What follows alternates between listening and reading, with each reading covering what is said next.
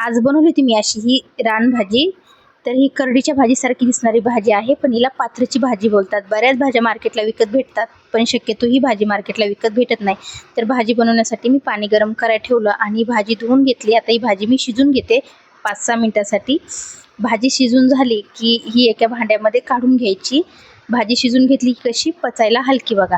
तर आता ही भाजी थंड झाली ना की ही अशी हाताने पिळून घ्यायची, म्हणजे याच्यातलं पूर्ण पाणी काढून घ्यायचं।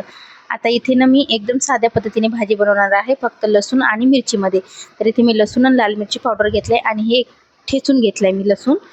आता ही भाजी अशी हाताने सुटसुटीत करून घ्यायची। आता इथे मी चवीप्रमाणे मीठ आणि ठेचून घेतलेलं लसूण मिरची पावडर, तर हे सर्व असं पहिल्या हाताने ह्या भाजीला लावून घेते, असं मिक्स करून घेते सर्व। आता इथे कढई गरम करायला ठेवली आणि थोडं तेल टाकलं।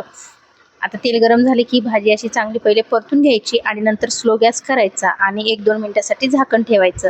तर आज अशा पद्धतीने मी ही पात्र्याची भाजी बनवलेली।